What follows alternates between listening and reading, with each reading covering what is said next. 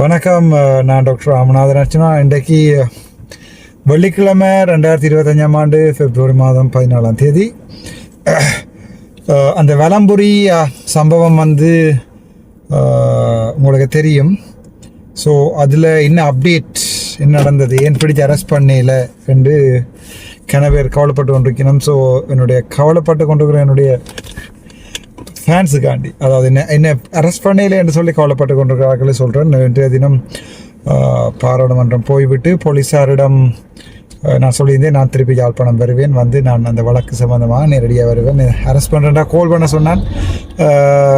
அன்றாபுரம் police மாதிரி கஷ்டப்பட்டு போலீஸாருடைய டைமை வேஸ்ட் பண்ண வேணாம்னு சொல்லியிருந்தேன். ஸோ அது பிறகு நான் கோல்மேந்து வலிக்கிட்டு இப்போ தான் இலங்கை யாழ்ப்பாண போலீஸ் நிலையம் போயிட்டு வெளியால் வந்திருக்கிறேன். உண்மையாகவே ஒரு கவலையான விஷயம் என்றால், வளமையாக ஒரு டாக்டருக்கு படிக்கணும்னு ஆசைப்படுறது, ஆக்களுக்கு உதவி செய்யணுமெண்டு.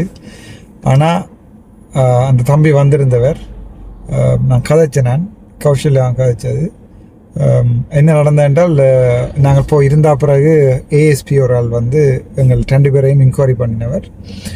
இன்கொயரி பண்ணிவிட்டு அதுக்கு பிறகு என்ன கேட்டவர்கள், என்ன அவர் தம்பியை கேட்டது, என்ன நீங்கள் முடிவு எடுத்துருப்பீங்கன்னா, இப்போ அவர் சொன்னது டாக்டருக்கு என்ன விருப்பமோ எனக்கு அது விருப்பம் உண்டு. இப்போ நான் என்ன கேட்டவர், நான் சொன்னேன் இந்த பிரச்சனை இப்படியே முடிச்சுட்டு போகிறேன்னு சொன்னால் எனக்கு விருப்பம், பிரச்சனையை நான் இழுக்க விரும்பலை என்று சொல்லியிருந்தேன்.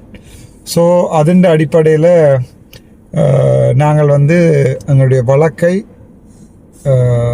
சமாதானமாக போவதாக நான் அவர் மீது போட்ட வழக்கையும் அவரின் மீது போட்ட வழக்கையும் என்ன சொன்னால், அது திட்டமிட்டு பிளான் பண்ணி முதல் செய்ததில்லை. இனி ஏதாவது வந்தால் எனக்கு தெரியாது, பட் முதல் திட்டமிட்டு பிளான் பண்ணி செஞ்சதில்லை. அதன் பிறகு அவர்களும் குடித்திருந்தார்கள். அப்போ அவரை தம்பி ஒப்புக்கண்ட நான் குடிச்சினான்னு சொல்லி.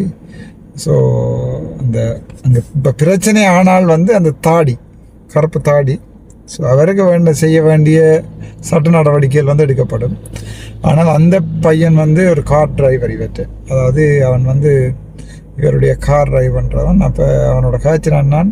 ஸோ பிரச்சனையை முடிச்சிருக்கிறோம். பட் இந்த தாடி ஐயாவுக்குரிய அவருக்கு ஒரு பேர் உண்டு, அவருக்குரிய சட்ட நடவடிக்கைகள் செய்ய வேண்டிய இடங்களுக்கெல்லாம் செஞ்சாச்சு. ஸோ அவர் அதை பார்ப்பார்.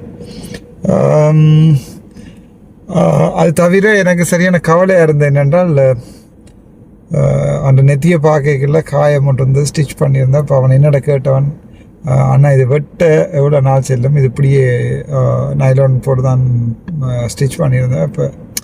இப்போ எத்தனையோ சூச்சர் செய்திருக்கிறேன் ஹாஸ்பிட்டலில், எத்தனையோ பேர் வெட்டி சாவச்சில் இருக்க கனவே இதை பார்த்து கொண்டிருப்பீங்க. நான் தச்சாக எத்தனையோ சூச்சர்கள் செய்திருப்பேன். ஆனால் இந்த ஃபஸ்ட்டாக இந்த கையால் காயம் எனக்கு தான் கவலையாக இருந்தது. ஒரு அதில் வச்சு மன்னிப்பு கேட்குற நிலைமையில இல்லை, ஆனால் மனசால் எனக்கு சரியான கவலையாக இருந்தது. இன்னொரு ஆளுடைய வலிக்கு நான் காரணமாக இருக்கிறேன் என்று நான் அவன்கிட்ட சொன்னேன், நான் தம்பி நீ 2ஆம் அடிக்க வரைக்கும் தான் நடப்பு, நானும் சரியாக யோசிச்சுட்டேன், நீ எனக்கு அடிக்க போகிற பொக்கெட்டில் என்ன வச்சிருக்கிறியோ தெரியாது, கத்தியை வச்சிருக்கிறியோ இல்லையா. ஸோ ஒரு செல்ஃப் டிஃபென்ஸுக்கான தான் உனக்கு அடிச்சினான். மற்றது உன்னோட எந்த கோவம் என்ன இல்லைன்னு சொல்லி. அப்போ அவன் சொன்ன விஷயம் இருந்தால், இல்லை அம்மாவும் நானும் தான் இருக்கிறேன், விட்டு எல்லோரும் கவலைப்படுவீங்கன்னா நீங்கள் அந்த வீடியோஸ் எல்லாம் போட்டு என்னை அவமானப்படுத்திட்டீங்கன்னா. அப்போ நான் இல்லையா உண்ட வீடியோ அவன் எனக்கு நான் அடித்தால்ன்ற ஃபோட்டோவோ வீடியோவோ போடல. அந்த கெட்ட ஹிருமி இருக்குது, அந்த கெட்ட ஹிருமின் ஃபோட்டோவும் இது தான் போட்டிருந்தேன் நான். ஏன்னு சொன்னால் உண்மையாகவே வெளிநாட்டிலேருந்து இவங்க வேலை இல்லாமல் இருக்கிறவன் ஒரு டிரைவர். ஸோ அவங்கள கூட்டிக்கொண்டே குடிக்க வச்சு அடியடாப்பான்னு சொல்லி அடிக்க வச்சு கடைசியாக நான் ஒரு நாளுமே அம்பை நோகுறையில் அம்பை உடைக்கிற வீடியோஸ் இல்லை, இதால் தான் பார்க்கணும். இதாளுக்கு செய்ய வேண்டிய சட்ட நடவடிக்கை எல்லாமே செய்வோம். அவர் நான் நினைக்கல திருப்பி போவார்ன்னு சொல்லி ஜெர்மனிக்கு எங்கெங்கே அனுப்பணுமோ எல்லாமே பார்லிமெண்ட்டு கூட அனுப்பப்பட்டிருக்கு. ஸோ இதில் என்ன கவலை என்றால், அவருடைய போலீஸோட கேட்கல ஏஎஸ்பிட்டு நான் சொன்னேன்னு சொன்னால், சாதாரணமாக ஒரு பாராளுமன்ற உறுப்பினர்களுக்கு பாதுகாப்பு நீங்கள் கொடுக்கணும்.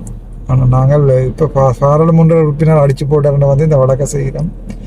சொன்னால் நீங்கள் இந்த பாதுகாப்பு அமைச்சர்கிட்ட இன் ரைட்டிங்கில் கேளுங்கன்னு சொல்லி இப்போ நான் பாதுகாப்பு அமைச்சர்கிட்ட கேட்போம். அது தவிர இன்றைக்கு யாழ்ப்பாணத்தில் டிசிசி மீட்டிங் நடந்தது. டிசிசி மீட்டிங்கில் அபிவிருத்தி குழு மீட்டிங்.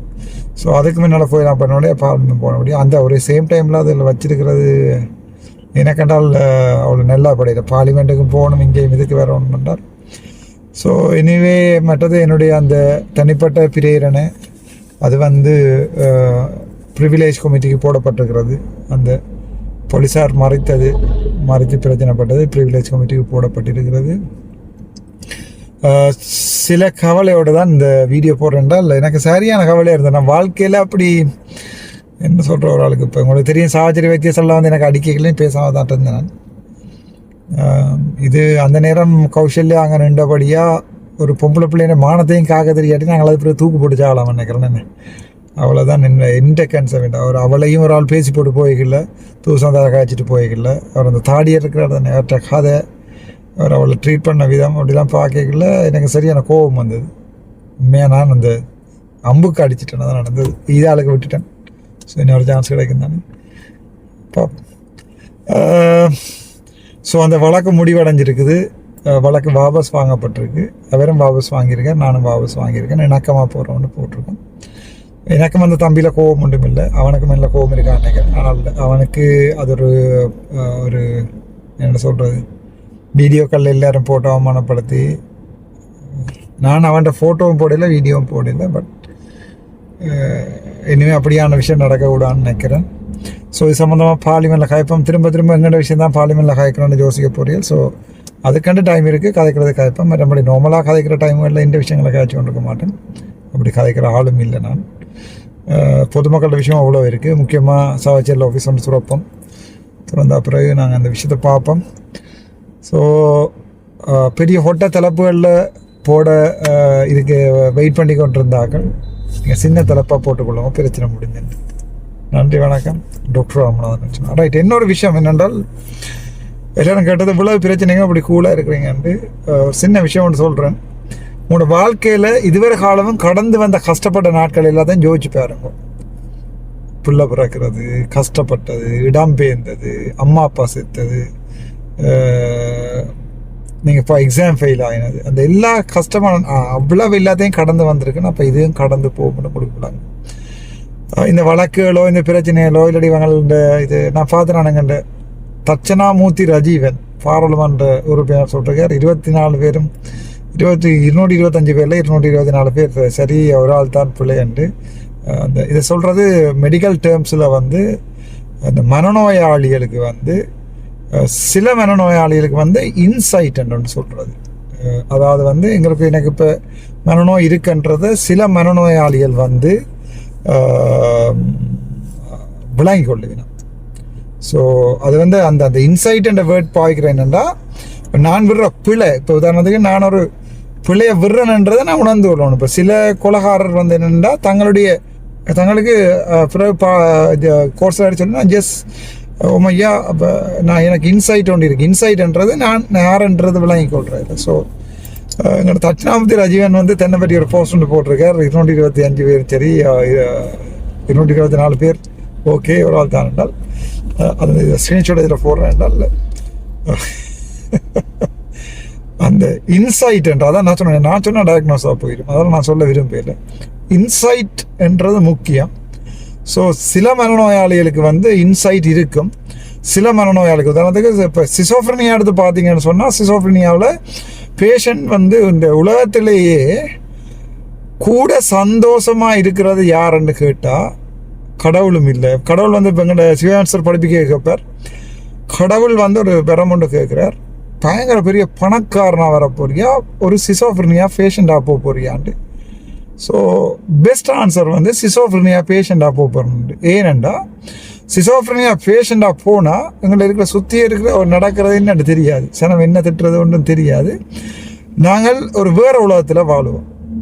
ஸோ இந்த வேறு உலகத்தில் வாழ்கிற யாராவது 1-2 பேர் தான் 224 பேர், 5 பேரில் 224 பேர் சரி ஒரு ஆள் தான் பிள்ளைன்னு சொல்கிறது.